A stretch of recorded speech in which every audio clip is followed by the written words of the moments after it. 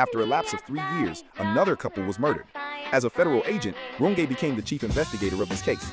However, after exploring the scene, Runge found something different from before. The murderer was obviously very unfamiliar when killing the male owner. Several cuts did not hit the male owner's vitals, so the male owner kept dodging and finally escaped to the mirror in the living room. However, judging from the position of the body, the murderer did not choose to kill the deceased in front of the mirror. This shows that the murderer hesitated when he saw the scene in the mirror, and his heart fluctuated. This is a situation that has never been encountered in all previous cases of couples being murdered, so it is very likely a copycat murder case.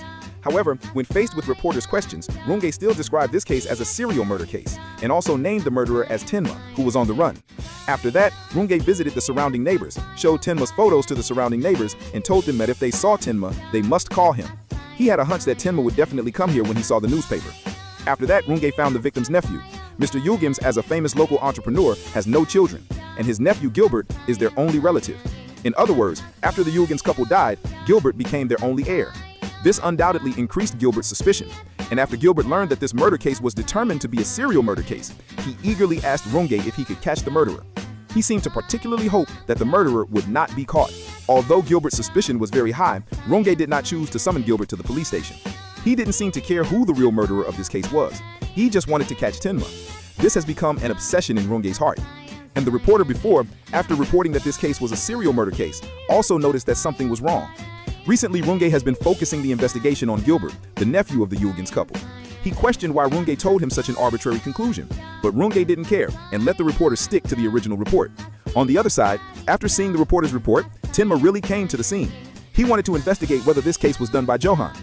Tenma first visited the surrounding neighbors and asked them about the Yilgims couple. However, unexpectedly, the neighbor held Tenma back while calling Runge. After that, Tenma came to the scene of the crime and also noticed the difference in the murderer at the scene. He judged that the reason why the murderer did not kill the male owner in front of the mirror was because the murderer had feelings for the deceased.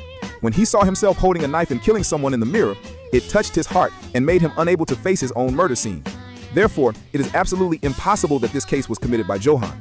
This is a complete copycat crime. Just as Tenma was about to leave, he ran into Runge, who had come. Faced with Runge's constant pressure, Tenma took advantage of his unpreparedness and escaped through the window. When Runge was about to chase him, he was stabbed by Gilbert, who came. Gilbert had already noticed that Runge suspected him. In order to prevent his crime from being exposed, he had no choice but to kill Runge. Fortunately, Runge shot Gilbert in the leg in time. Then, Runge, who was seriously injured, caught up with Tenma's car. Tenma did not expect Runge to be so persistent. Faced with the seriously injured Runge, Tenma, as a doctor, could not let go. If he ignored him, Runge would definitely die. Then Tenma moved Runge into the car and was about to take him to the hospital. Unexpectedly, Runge woke up on the way and forcibly handcuffed Tenma. Then their